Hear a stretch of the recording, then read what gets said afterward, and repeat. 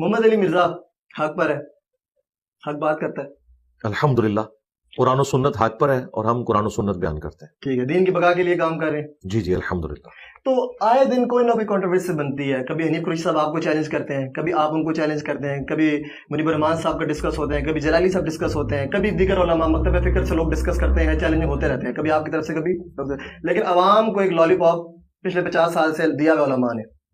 میں یہ چاہتا ہوں کہ جے ایم اکیڈمی کے دروازے تو قیامت تک کھلے ہوئے اور قیامت تک ٹائم آپ نے دیا ہے, کیوں نہ ایک حق کا پرچم آپ بلند کریں اور تمام علماء کو جن کو آپ کو لگتا ہے کہ یہ دین کے اندر یا مذہب میں تبدیلیاں کرتے ہیں, اپنے اپنے واقعات من گھڑت چیزیں بناتے ہیں, آپ ان کو عدالت میں کیوں نہیں چیلنج کرتے؟ یہ سلسلہ ختم ہو, دودھ کا دودھ اور پانی کا پانی ہو. عدالت کون سی ہے جس کے سامنے ان کو لے کے جائیں؟ اس طرح کی تو کوئی عدالت نہیں ہے. بن سکتی ہے اگر آپ چاہیں تو. نہیں بن سکتی. اس کی وجہ یہ ہے کہ جو ججز ہیں نا ان کے پاس تو قرآن و سنت کا نالج ہی نہیں ہے, ان کے سامنے کیسے بات رکھی جا سکتی ہے؟ کوئی تو ہوگا, لیکن ایسا تو نہیں ہو سکتا. نہیں کوئی بھی نہیں ایسا, اس طرح کی کوئی عدالت موجود ہی نہیں ہے. اس کا آسان طریقہ یہ ہے جس طریقے سے یہ خود آپس میں ایک دوسرے کے ساتھ کرتے ہیں. ٹھیک ہے, یہ صحافیوں سے سبق سیکھیں کہ صحافی جب کوئی اپنا پوائنٹ آف ویو رکھتے ہیں تو اس کو ریبٹل کرنے والے صحافی اس کے جواب میں ایک وی لاگ بناتے ہیں اور پبلک خود فیصلہ کر دیتی ہے کہ یہ کہاں تک بات درست کر رہا ہے اور یہ کہاں تک درست کر رہا ہے. ٹھیک. تو ہم نے بھی اپنا پوائنٹ آف ویو عوام کی عدالت میں رکھا ہے. ہمارے اس پلیٹ فارم کی خوبی یہ ہے کہ یہ تمام فرقے آپس میں ایک دوسرے کو کافر سمجھتے ہیں, ہم ان ساروں کو مسلمان سمجھتے ہیں, صحیح, سوائے قادیانیوں کے. نمبر 2, یہ کہتے ہیں ایک دوسرے کو چندہ دینا حرام ہے, صرف ہمیں دیں. ہم کہتے ہیں ہمیں کوئی چندہ نہ دے, انہی کو چندہ دے. نمبر 3, ہم نے اپنی کوئی مسجد نہیں بنائی, ہم کہتے ہیں مسجد الگ نہیں بنائیں گے, انہی کے پیچھے نمازیں پڑھیں گے. ہمارا ان سے کوئی اختلاف نہیں ہے اس حوالے سے کہ ہم انہیں کوئی کافر سمجھتے ہیں. یہ ساری کی ساری مصیبت انہیں ہمارے ساتھ ہے. اس کا سب سے بڑا ثبوت یہ ہے کہ جب تک ان لوگوں نے میرا نام لے کر مجھے ونریبل کرنے کی کوشش نہیں کی, اس سے پہلے میں نے کبھی بھی کسی عالم دین کو مخاطب کر کے یا ان کی پکچر لگا کے کبھی کوئی ویڈیو ریکارڈ نہیں کروائی تھی. 2015 میں جب ایک ایک کر کے علماء کی ویڈیوز میرے بارے میں آئیں, کوئی مجھے قادیانی کہنا شروع ہو گیا, کوئی کہنا شروع ہو گیا یہ ایران کا ایجنٹ ہے, کوئی کہنے لگا کہ سعودیہ اس پہ پیسہ لگا رہا ہے, اس وقت میں نے ریبٹل کرنا شروع کیا. اور اس ریبٹل میں میں نے علمی چیلنج سامنے رکھا کہ بھئی میرا یہ موقف ہے, آپ کے اندر اگر کوئی تڑ ہے, کوئی طاقت ہے علمی, تو اس کا جواب علمی طور پر دیں. چیلنج مناظرے کا میں نے کبھی بھی کسی کو نہیں دیا اور نہ ہم اس طرح کے مناظروں کے حق میں ہیں. علی بھائی بات وہی آگی نا, پھر چیلنج ہو گیا, آپ بات کا جواب دیں, آپ ان کو جواب دیں. میں چاہتا ہوں ایک ٹیبل پر آگے کا بات ہوگی, ٹیبل پہ بات ہو جائے گی نا, بڑے آسان طریقہ نا. وہ آتے ہیں کبھی آپ نے نہیں بالکل نہیں جاؤں گا. وہ آتے ہیں کہ جو یہاں سے جانے کے بعد ان کے سوا سارے ان کے فرقوں کے علماء نے کہا کہ تو کہاں پہنچ گیا تھا, تو ہمارا نمائندہ ہی نہیں ہے. اور یہ ہماری مقدمہ تو واضح ہو گیا نا. ہم پہلے دن سے کہہ رہے تھے کہ حنیف قریشی صاحب کو پنڈی کی 2-4 مساجد کے علاوہ پورے پاکستان میں, پورے انڈیا میں کوئی بھی بندہ بریلویوں کا نمائندہ مانتا ہی نہیں ہے. تو جب وہ نمائندہ ہی نہیں ہے نا تو بات ہی ختم ہوگی. ہاں چلے کوئی اگلی کوئی نہیں, ان کی کیوں کرے. اس کی وجہ یہ کہ اگر میں اس کی کروں گا ایک بندے کی, تو مولانا فضل الرحمان صاحب کے ہاتھ کے اوپر کم از کم 5 لاکھ علماء بیعت ہے. صحیح. تو وہ کیا میرے جو ہیں وہ سگے نہیں ہیں؟ وہ بھی سگے ہی ہیں. سارے ہمارے علماء جو ہیں وہ ہمارے لیے قابل احترام ہے اس حوالے سے. تو 5 لاکھ لوگوں کی ذرا آپ کیلکولیشن کریں تو میرے پاس تو عمر نو بھی ہو تو یہ ختم نہیں ہوں گے. اس کا بڑا آسان طریقہ ہم نے بتایا نا. پہلی بات یہ کہ میں نے کبھی بھی ان لوگوں کو بلایا نہیں ہے. یہ لوگ کہتے ہیں جس طرح آپ کہہ رہے ہیں کہ اگر سچے ہو تو ٹیبل پہ بیٹھو, تو میں تو تیار ہوں. میں نے کہا اس کا طریقہ یہ کہ جو تم نے بڑا اپنا لانچ کیا ہوا نا, ایک مفتی منیب الرحمان صاحب سب سے بڑے ہیں بریلویوں کے, صحیح, وہ خود بیٹھ جائیں, میں قدموں میں بیٹھوں گا, ان کا آنے جانے کا خرچہ دوں گا, ایئر ٹکٹ کا, اسلام آباد سے گاڑی ان کو لے کے آئے گی, یہاں بیٹھے میں سامنے بیٹھوں گا. اگر انہیں کوئی اعتراض ہے میرے پہ, میں تو نہیں کہہ رہا کہ بھی میں نے لازمی بیٹھنا ہے, ان کو اگر خواہش ہے بیٹھنے کی, تو اگر وہ خود نہیں بیٹھ سکتے تو وہ کسی بھی اپنے فرقے کے نمائندہ عالم کو ویڈیو میں نومینیٹ کر دیں کہ یہ میرا نمائندہ ہے, اس کی جیت میری جیت, اس کی ہار میری ہار ہے, اور یہ میری طرف سے نمائندہ ہے. کوئی ایک بندہ لانچ کر دے. یہی جو ہے ہم نے ریکویسٹ کی تھی تقی عثمانی صاحب سے, اور یہ میری خواہش نہیں ہے. جب دیوبندی علماء نے کہا نا ہمارے سامنے بیٹھ, کیونکہ یہ صرف بریلویوں کا مسئلہ تو نہیں ہے, مفتی عبد الواحد قریشی صاحب بھی کہتے ہیں جس دن یہ بیٹھا یہ اس کا علم کی دنیا کا آخری دن ہوگا, اور جس رات کو بیٹھا وہ علم کی دنیا کی آخری رات ہوگی. تو بڑا آسان طریقہ ہے, میں تو تیار ہوں بیٹھنے کے لیے آپ کی خواہش کے اوپر, لیکن نمائندہ کے ساتھ جسے لوگ ایکسپٹ کریں. اور اللہ کا شکر ہے کہ پاکستان میں نمائندہ علماء موجود ہیں. بریلویوں کے مفتی منیب صاحب, دیوبند کے مفتی تقی عثمانی صاحب, اہل حدیث کے ساجد میر صاحب, اور اہل تشیع کے ساجد نقوی صاحب. ایسا نہیں ہے کہ کوئی پارٹی بازی ہو, یہ چاروں فرقوں کے چاروں بڑے ہیں. یہ اگر خود بیٹھنا چاہیں وہ بھی ان کی خواہش کے اوپر. اگر میں سنیوں کی بات کروں تو آپ نے کہا حسین الدین شاہ صاحب منیب الرحمان صاحب سے بڑے علم ہیں، تو وہ تم سے اجازت لے کر تھے، ختم ہو گیا. آئے تو تھے وہ اجازت لے کر. بھائی ان کی اجازت تو ہے ہی نہیں ہے. چلیں میں بالکل ادھر رک جائے نا. یہ دھوکہ کوئی بھی بریلوی عالم صحیح دیوبند کو، اہل حدیث کو، شیعہ کو دے سکتا ہے. میں تو بریلویوں کی دائیں ہوں، مجھے تو سب کچھ پتا ہے. بریلویت کی آپ سمجھ لیں ایمبریونک سٹیج کے اوپر بریلویت جو ہے نا، میں اس کو بھی جانتا ہوں. مجھ سے زیادہ کون بریلویت جانتا ہے؟ حسین الدین شاہ صاحب کے مدرسے کو جامعہ رافضیہ کہتے ہیں. ان کے مدرسے کے علاوہ سارے کے سارے فرقے کے علماء، اور وہ حنیف قریشی صاحب کو کہتے ہیں تم نے پناہ دی ہوئی ہے، تم اس میں کلپرٹ ہو. جائیں ان کی ذرا ویڈیوز دیکھیں جلالی صاحب کے سٹوڈنٹس کی، انہوں نے کہا جامعہ رافضیہ. تو وہ جو حسین الدین شاہ صاحب ہیں وہ تو بریلویوں کی نظر میں سب سے بڑے مردود ہیں. وہ کہتے ہیں حنیف قریشی سے بڑا مردود یہ ہے کیونکہ اس نے پناہ دی ہوئی ہے. لہذا حسین الدین شاہ صاحب کا سٹیٹس وہی ہے جو صدر پاکستان کا ہوتا ہے. وہ لاکھ کہتا رہے میں صدر پاکستان ہوں، فوج میرے انڈر ہے، پرائم منسٹر میرے انڈر ہے، لیکن پریکٹیکلی طاقت جو ہے وہ پرائم منسٹر اور آرمی چیف کے پاس ہوتی ہے. وہ بس ایک آخری یادگار کے طور پہ ہیں. اور اب تو انہوں نے وہ پردہ بھی ختم کر دیا ہے، ان کی سفید داڑھی کا بھی خیال نہیں رکھا. انہوں نے کہا جامعہ رافضیہ. وہ کہتے ہیں یہ شیعوں کا ایجنٹ ہے حسین الدین شاہ. تو حسین الدین صاحب کاغذوں میں ضرور سرپرست ہے، لیکن مفتی منیب صاحب کبھی ان کو نہیں نامینیٹ کریں گے کہ میں ان کو سرپرست مانتا ہوں. ایک ان کی پرانی ویڈیو ہے، یہ اس وقت کی ویڈیو ہے جب ان کی نئی نئی صلح ہوئی تھی. لیکن اس کے بعد مفتی منیب صاحب نے اپنی ووٹ جو ہے وہ جلالی پارٹی کے حق میں ڈال دی ہے، کیونکہ پچھلے دنوں بھی وہ جلالی صاحب کا پتہ کرنے گئے تھے. ہاں وہ ان کے ساتھ کھڑے ہیں. ٹھیک ہے، مطلب آپ کی طرف. اور میں آپ کے کیمرے میں یہ بھی بتا دوں بریلویت وہ ہے جو جلالی صاحب بیان کر رہے ہیں. بریلویت کیا ہے؟ سنیت نہیں ہے؟ نہیں، سنیت تو بات کی چیز ہے نا جی. اس وقت تو بریلیت کی بات ہو رہی ہے. چلے ٹھیک. سنیت اس لیے کہ سنیت کے پھر ٹھیکیدار دیوبندی بھی ہیں، اہل حدیث بھی ہیں، اور سب سے بڑے ہم ہیں. ہم تو ان کو بھی سنی ماننے کے لیے تیار نہیں، صرف کاغذی کاروائی میں سنی مانتے ہیں. اچھا، کیونکہ ہم اہل سنت کی کتابیں صرف سجاتے نہیں ہیں، ان کو فالو بھی کرتے ہیں. گڈ. اب رہا ان کا مسئلہ تو یہ بریلویت ہی ہے. اس کی وجہ یہ ہے کہ دیوبندی کہتے ہیں اصل سنی حنفی ہم ہیں، اہل حدیث کہتے ہیں اصل سنی ہم ہیں، اور بریلوی کہتے ہیں اصل سنی ہم ہیں. تو بریلویت اس وقت ایک فرقہ ہے جس کے امام احمد بریلوی صاحب ہیں، جو دیوبندیوں کے نزدیک شیطانی لشکر ہے. انہوں نے ریٹن میں دیا ہوا ہے المحند علی المفند میں. صحیح. اور دیوبندیت وہ ہے جو المحند المفند میں لکھی ہوئی ہے، اور وہ احمد بریلوی کے نزدیک یہ لوگ واجب القتل ہیں اور مرتد ہیں. اب بریلویت وہ ہے جو جلالی صاحب بیان کر رہے ہیں. مفتی حنیف قریشی صاحب جو سٹانس لیے ہوئے ہیں اپنے معاملات میں، وہ بریلویت کا سٹانس نہیں ہے. بریلویت کا وہی سٹانس ہے جو اشرف جلالی صاحب بیان کر رہے ہیں. یہ میں آپ کو بتا دوں. چلے فرقوں کی طرف ہی آ جاتے ہیں. میں نماز پڑھتا ہوں، روزہ رکھتا ہوں، اور اہل بیت کا بھی احترام کرتا ہوں، کوئی مانتا ہوں، صحابہ کو بھی مانتا ہوں، زکوٰۃ روزہ ہر چیز کرتا ہوں. کیا میں اس گروہ میں شامل ہوں جو جنت میں جائے گا؟ جی شامل ہے. اس کا نام کیا ہوگا؟ جی بشرطے آپ اپنے عقائد اور نظریات کو قرآن و سنت سے اخذ کریں. حدیث کو بھی مانتا ہوں، قرآن کو بھی مانتا ہوں. نہیں مانتا نہیں قرآن، نہیں قرآن کو ماننا حدیث کو ماننا کافی نہیں ہے. قرآن کی ماننا حدیث کی ماننا کافی ہے. وہ بھی آپ قادیانیوں کے پاس چلے جائیں، ان سے جا کے پوچھیں آخری پیغمبر کون ہے، تو آپ کو تو یہ کہانی کہے گی ہے کہ وہ غلام احمد قادیانی دجال کو آخری پیغمبر مانتے ہیں. نہیں، وہ کہتے ہیں نبی صلی اللہ علیہ وآلہ وسلم آخری پیغمبر ہے. پھر وہ امتی نبی کی ایک اصطلاح لے کے آتے ہیں، لیکن آخری نبی وہ بھی کلیم کرتے ہیں. انہیں پوچھیں کہ آپ کے 4 خلفاء کون سے ہیں، وہ کہیں گے ابو بکر، عمر، عثمان، علی رضی اللہ عنہم اجمعین وعلیہم السلام اجمعین. ان سے پوچھیں آپ کا قرآن کون سا، وہ کہیں گے یہی قرآن ہے. تو یہ مان تو سارے رہے ہیں. اصل مسئلہ یہ ہے کہ قرآن کی کون مان رہا ہے. ہاں جس دن آپ قرآن کی مانیں گے، حدیث کی مانیں گے، تو انشاءاللہ جنتی. مطلب میں اس فرقے میں ہوں؟ نہیں فرقے نہیں، فرقہ تو ایک فرقہ تو ہے نا. فرقے تو سارے جنمی ہیں. ایک گروہ تو ہے نا. ہاں ایک گروہ. ہاں گروہ کون ہے؟ میں اس گروہ میں ہوں شامل. جی آپ اس گروہ میں تب ہیں اگر آپ قرآن و سنت کو فالو کرتے ہیں.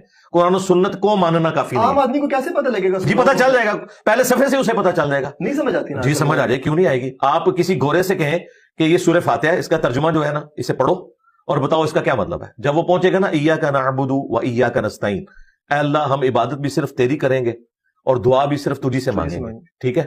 گورا کبھی بھی یا علی مدد نہیں کہے گا، یا شیخ عبد القادر جیلانی مدد نہیں کہے گا. وہ کہے گا یہ کیسے ہو سکتا ہے جب قرآن میں لکھا ہوا ہے. تو میں نے تو اللہ ہی کو مدد کے لیے پکارنا ہے، اور مدد سے مراد دعا ہے. ایک وہ ظاہری اسباب ہے، وہ تو قرآن میں ہے وَتَعَاوَنُوا عَلَى الْبِرِّ وَالتَّقْوَى وَلَا تَعَاوَنُوا عَلَى الْإِثْمِ وَالْعُدْوَانِ. نیکی اور پرہیزگاری کے کاموں میں ایک دوسرے کی مدد کرو، برائی میں الگ رہو. میں آپ سے کو مجھے آپ پانی پلا دیں، بالکل ٹھیک ہے، یہ ظاہری اسباب ہے. امی سے روٹی مانگوں، بالکل، لیکن امی فوت ہوئی ہوئی ہے، بزرگ بغداد کے اندر دفن ہے، قبر سے مجھے پانی نہیں پلا سکتا. جب یہاں بیٹھ کے میں پکاروں گا نا، اب یہ ہو جائے گی دعا. یہ اللہ تعالیٰ کے ساتھ خاص ہے. اور قرآن نے کہا ہے کہ جو کوئی اللہ کے سوا کسی ہستی کے بارے میں یہ عقیدہ رکھتا ہے کہ وہ اس کی پریشانی دور کر سکتا ہے دعا کی شکل میں، گویا اس نے اسے اپنا الہ مان لیا.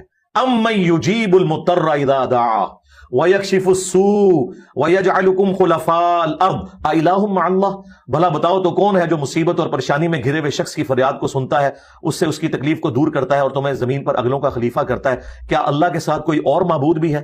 تو اس اعتبار سے قرآن کا پہلا صفحہ معذرت کے ساتھ اس فرقے کو قرآن و سنت کے عقائد کی روشنی میں توحید سے فارغ کر دے گا کہ جو فرقہ یہ دعویٰ کرتا ہے کہ ہم تعداد میں سب سے زیادہ ہیں اور ہم اصل سنی ہیں۔ اصل سنی وہ ہے جو ایاک نعبد و ایاک نستعین پڑھ کے وہ دعائیں مانگے گا جو نبی اسلام نے مانگی ہیں، یا حی یا قیوم برحمتک استغیث۔ قرآن میں 40 کے قریب انبیاء کی دعائیں آئی ہیں، کوئی واسطے وسیلے نہیں ہیں۔ وسیلہ توسل ایک ڈیفرنٹ چیز ہے، کسی نیک آدمی سے دعا کروانا۔ 40 کی 40 دعاؤں میں آپ کو کوئی کسی کی دھونس نہیں ملے گی، ڈائریکٹ اللہ کو آپ نے پکارنا ہے۔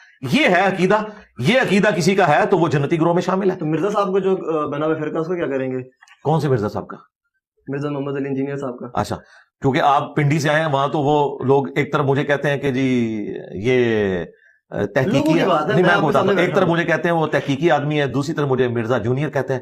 میں آپ کو بتا دوں میں مرزا جونیئر بالکل نہیں ہوں، میں مرزا سینئر ہوں، میں اعلی حضرت سینئر ہوں، میں حکیم الامت سینئر ہوں۔ اس کی وجہ یہ ہے کہ یہ سارے کے سارے تھانوی رسول اللہ پارٹی، چشتی رسول اللہ پارٹی، قادیانی دجال پارٹی، یہ سب کی سب پارٹیاں ان کو میں نے کر دیا اللہ کے فضل سے ننگا۔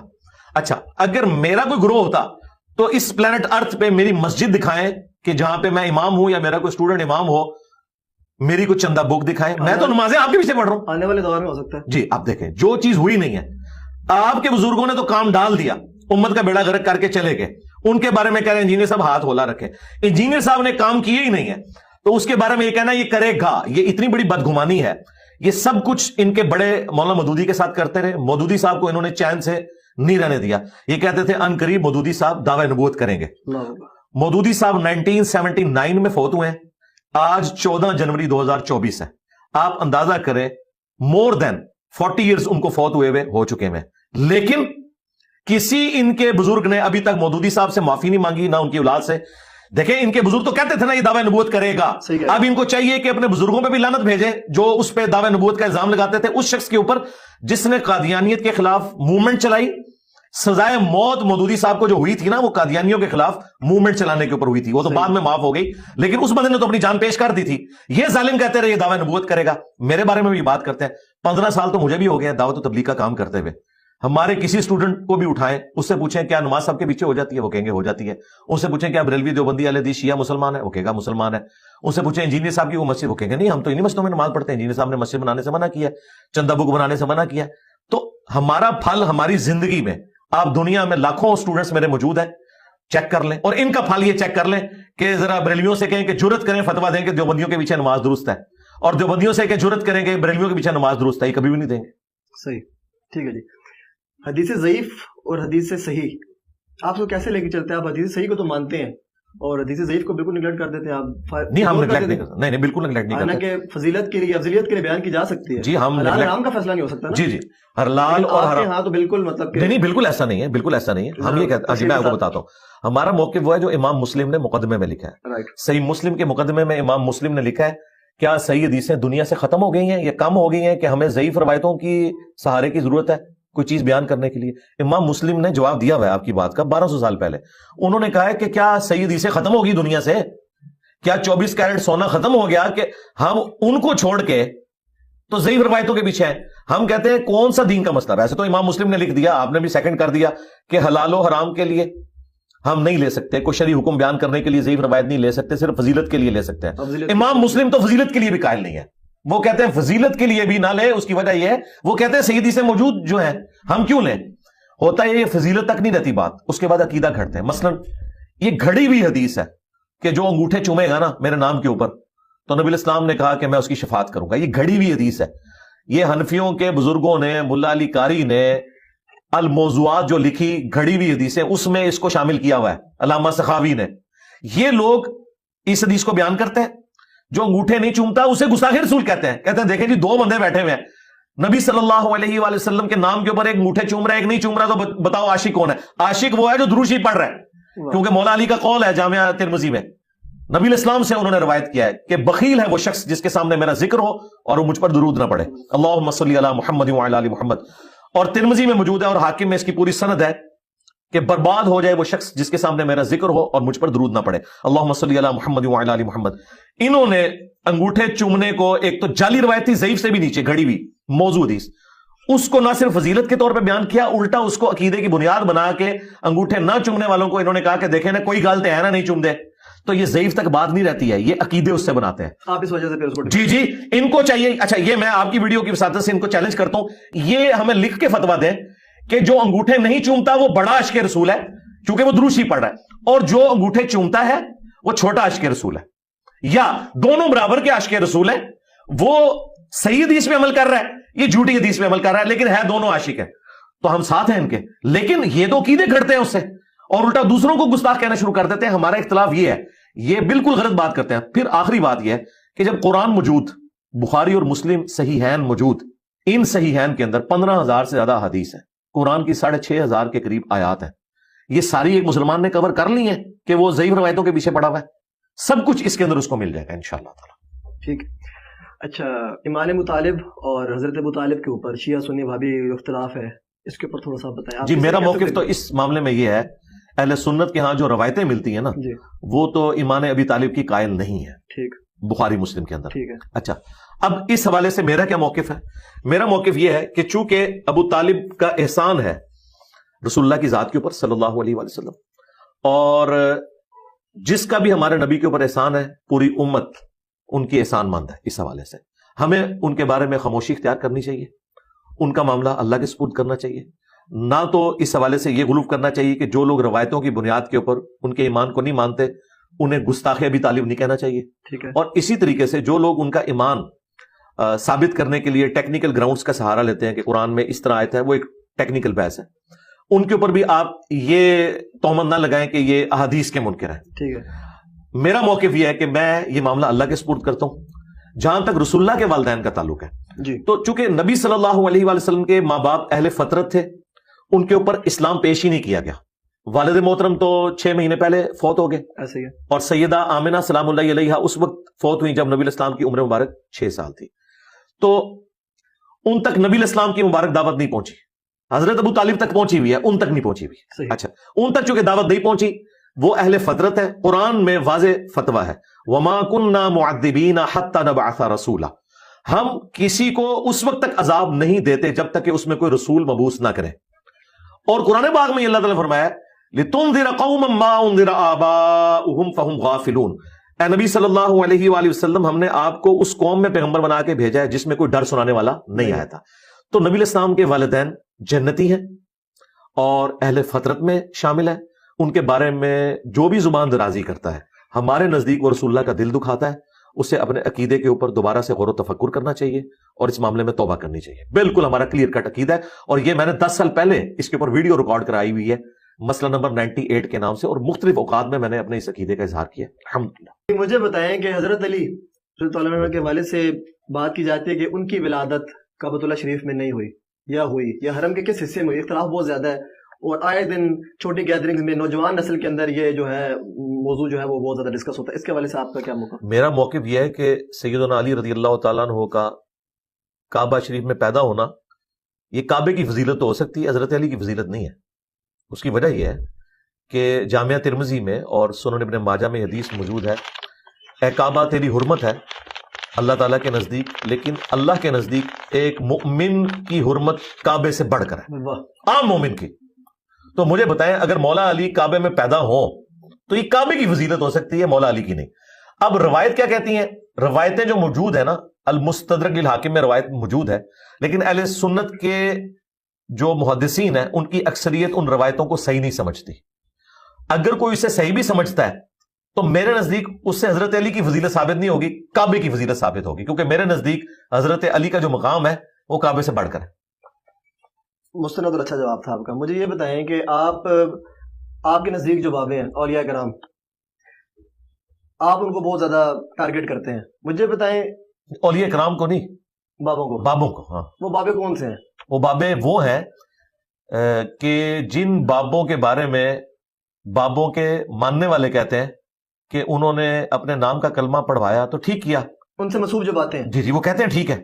नहीं, वो तो कहते हैं गलत भी है। कब कहा? आप चिश्ती रसूलुल्लाह की तरफ जाना वो तो अब है ना, नहीं कहां जाऊं मैं। और अब जब कादियानियों से बात होगी तो कादियानी आगे से ये कि अभी आप उम्मती नबी की बात करेंगे, फिर भी और क्या बात करें, तेरे साथ हमारा मसला ही है खत्म नबूवत में। हदीस भी तो हजरत झूठी हो सकती है ना। ओहो, वो तो बात झूठी की है ना, अब उधर रहे भाई। कादियानी जब एक बात करेगा तो कादियानी से खत्म नबूवत भी बात होगी ना। अगर वो आगे कहे जी अभी आप मुझसे कहेंगे जी गुलाम अहमद कादियानी उम्मती नबी कैसे हो गया जी, यही पूछेंगे ना। तो इसी